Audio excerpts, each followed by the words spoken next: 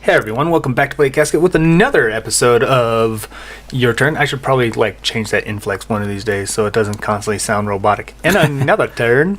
Yeah. Anyway. And another turn. And another turn. In another episode of Your Turn. Here are my pronouns. Otherwise, I will break down and cry.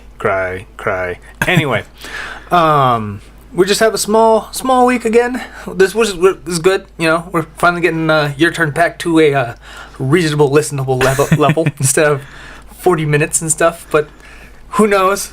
Pokemon's on this one. This is going to be another 40-minute one. I apologize.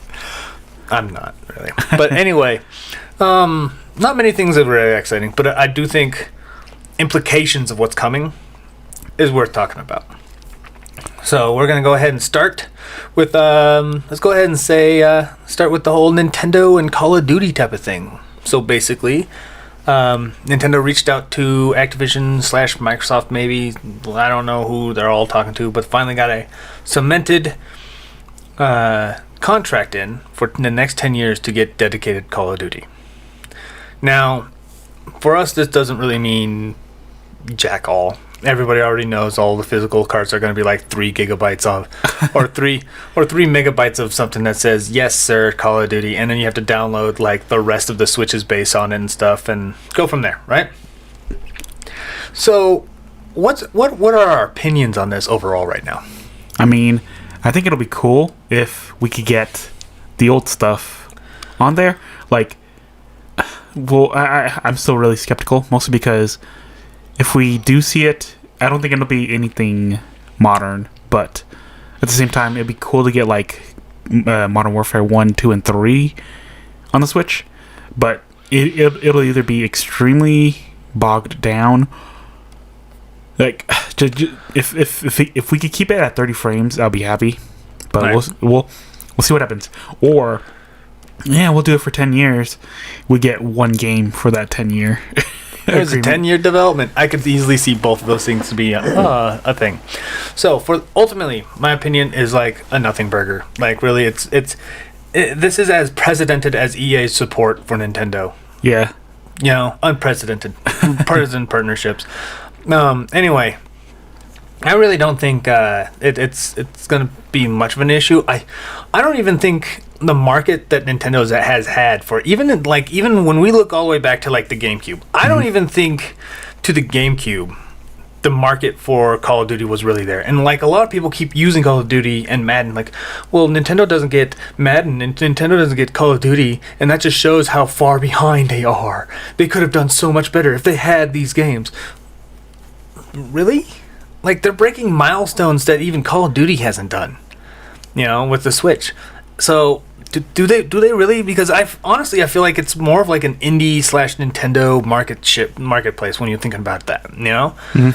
A lot of the old PlayStation niche RPG consumers are also transferring over to the Switch as well, because Sony's egregious wanting to censor stuff. Well, the thing too, I think, is that most people who do play Call of Duty already have a Switch. And then most people who have a Switch don't really care about Call of Duty. Yeah. So for most people who care about Call of Duty primarily, yeah, they already have systems that will probably play it. Yeah. Okay. Most of the people who I would venture a guess that would play Call of Duty would probably do it on the PC. Right? At least the ones within me, like within my little social circles, right? Outside them, they all own, all of them, but like maybe 3 of them own Switches for a completely different reason. Like, obviously, the exclusives, but sometimes, like, for me, a lot of times I play indie games. Like, indie games are like the de facto thing to go to. And honestly, I'm at that point, and we've talked about it before, where most AAA games have not even been exciting to be enjoyed. Yeah. Like, it's not even exciting. Like, 2022 was terrible. Here's Spider-Man 4, Super Miles Morales X DX Director's Cut. Ooh, Last of Us Part 3. Ooh, like it's none. I can't even when I think about a brand new Advance Wars, which will probably be the only thing I'd get excited about. I wouldn't be that excited.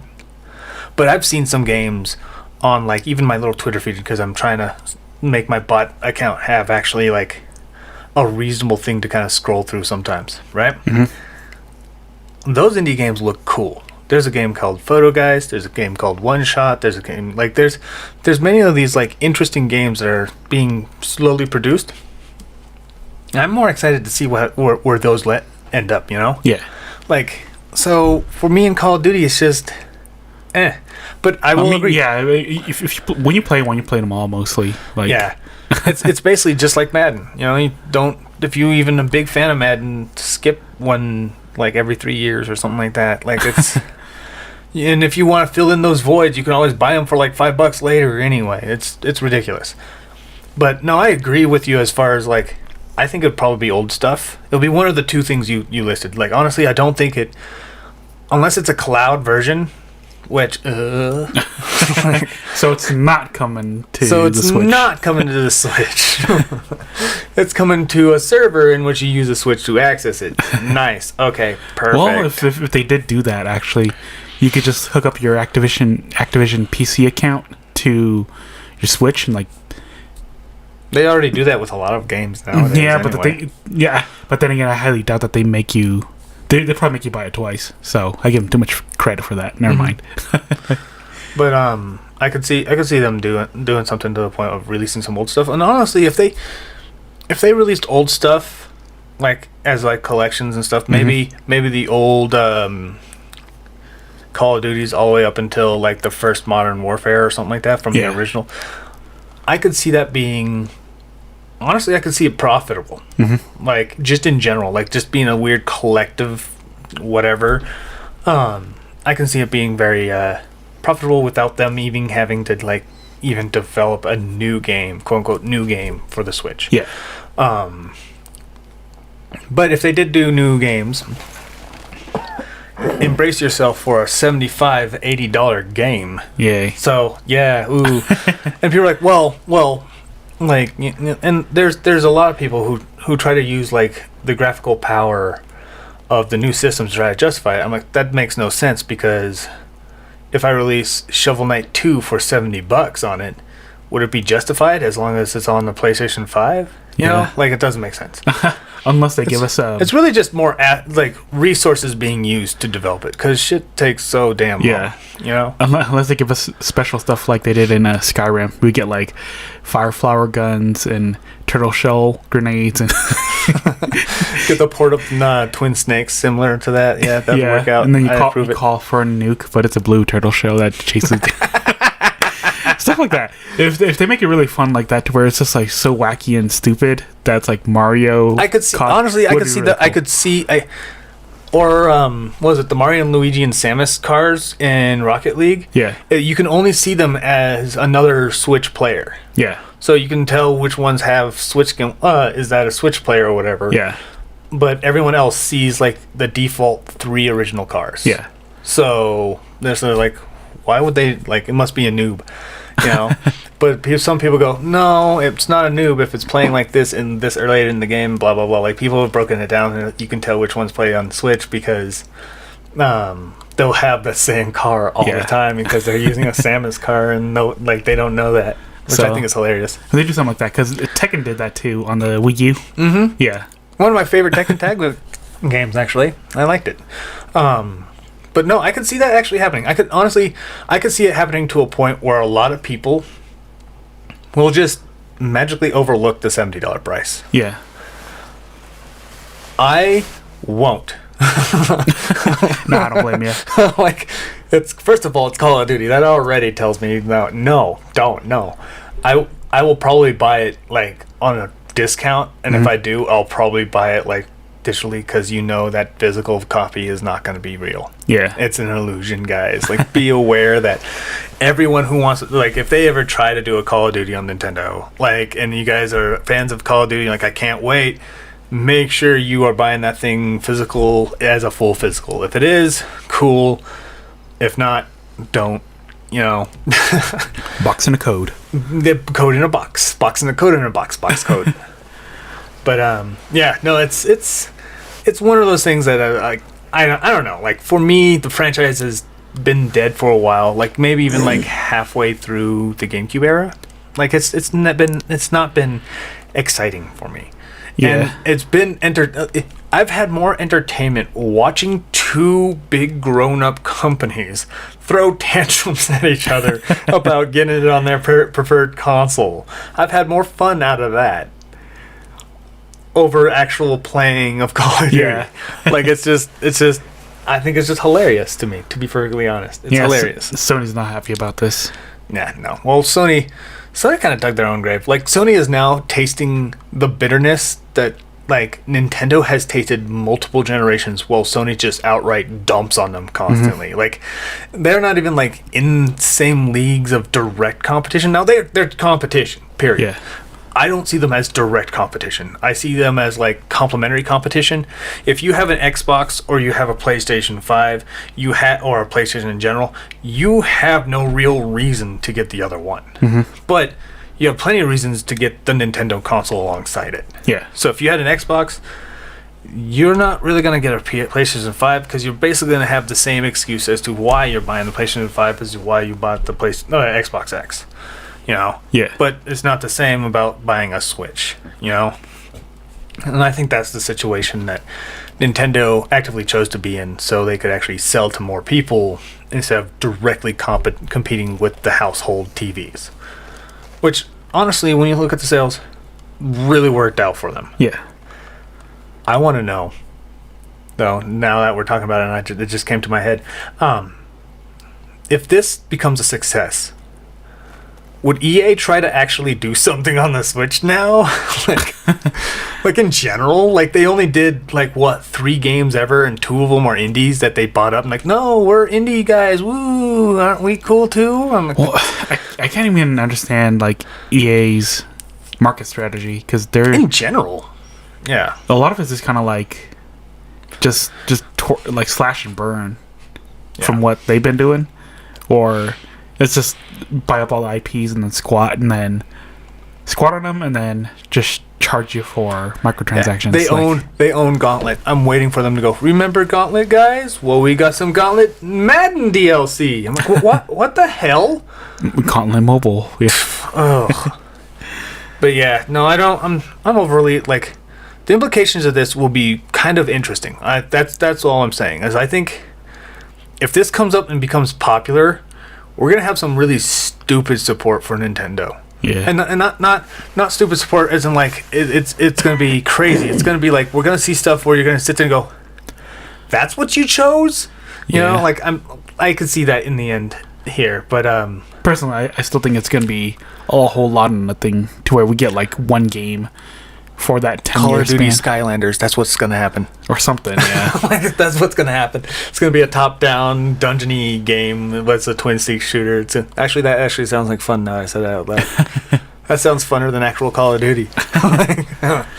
So, but yeah, no, it's gonna be an interesting one. To be perfectly honest, it's gonna be an interesting one because when you think about it, they said 10 years for Nintendo support. Yeah. They have a multitude of companies working on 3 different Call of Duties, so they could just churn a brand new one out every year while the next one goes on to the next one that's developing from the back end. It's tragic. Mm-hmm. It is tragic to be any of those teams. So I am sorry. But let's get into the ranty version of our news. This is actually going to be more of a fun thing. It's not reporting on news. It's Pokemon announced a Pokemon Presents comes up on the 27th, so Monday. And hopefully by this time we actually had this uploaded by then. Who knows? We never know. You know, this is going to be kind of what we predict about it. So just Pokemon, 27th of February. It's going to be games and nonsense and all that. What do you think? What do you think is going to be reasonable that you're going to see in it? Just DLC and more mobile stuff. That's the only thing I can think of. Because usually, I think November is when they announce their big stuff. But November is when they usually No, November. Is it the summer? Summer's when they really gear up for like the really big stuff. But since it's just March, I think they're gonna announce like they teased brand new games before at these things. Oh, okay. And I think more and more people are now starting to like take it more serious. So it's likely it's going to become increasingly likely. That's what I'm saying. Okay. I think DLC. I think you're right. Like I think we're going to see some Scarlet and Violet DLC. We've talked about this before. I think we're probably going to see something on that weird gray area in the corner in the map of Scarlet and Violet. It's probably going to show that we're connected to the Mega Evolutions of France and stuff, because that's where the regions are loosely based on and stuff. So we're going to probably see something to that point. And I think that's because, and we've talked about it before, we're going to probably see like an X and Y, like loose connection and such. And on top of that, we'll probably see that as the excuse to not have a remake this next year. Oh, okay, gotcha. Like, I think that's what's going to happen. And I know a lot of people are like, oh, whoa, back up, Paraka, and, get your gobbly nose back up a little bit. I am aware Unova's the next generation, and that's probably another thing that they can be doing. They could be teasing Unova's remake, but this could easily be a way for them to kind of justify the connection between the two, because they're doing, as of today, they were doing a huge Ruby and Sapphire Omega evolution type of thing in Pokemon Go. So that was the remake version of their Mega Evolutions of these legendary Pokemon.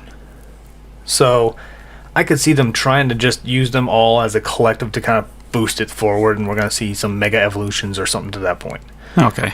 Which will be interesting to see if Mega Evolutions do anything, because if Mega Evolutions kind of mix in with the terrestrializing, I think we're going to find some really crazy combinations, to be honest. Mega terrestrials? Well, Mega Evolve and then terrestrialize them, like, or like for, what is it? Raids and stuff. Charizard's like, oh, well, I'm going to become Charizard X, and he's going to be a dragon flying. Just kidding. Fighting type terrestrialization.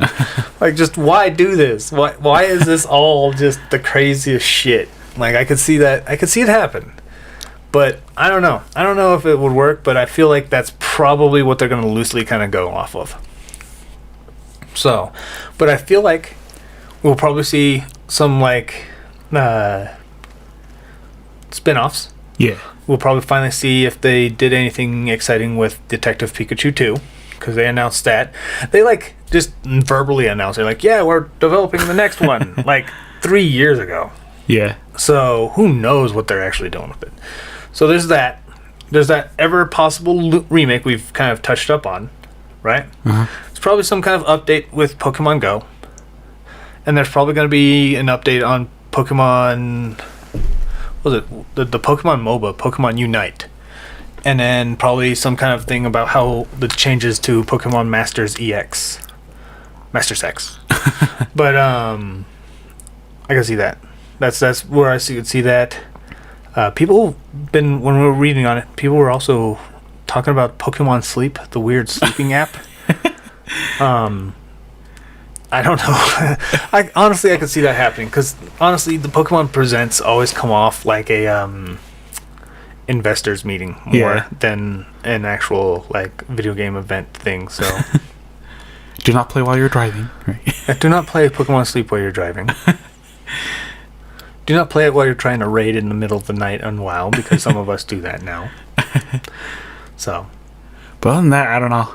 It's March is kind of a weird month for them. But well, it's because we're kind of nearing the end of the fiscal year. Yeah. So we're not getting very exciting stuff, but I think the implications of a lot of stuff can also like tell us what's up to the future. Yeah. Right.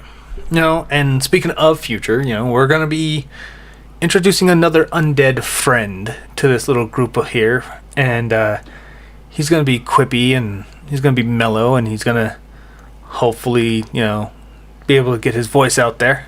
So be prepared for that. Some new faces. And I'm going to probably just on that day, we're probably not going to even talk about some of our other stuff. We're going to probably just talk about some of the games we've been playing that day. Okay. Or that week, per se. So, but I'm probably going to say, is there anything else you want to talk about on that Pokemon stuff? Nah. Is there anything you want to see at all? I don't even know. I'm a little burnt out on Pokemon right now. Like, I'm Poke burnt.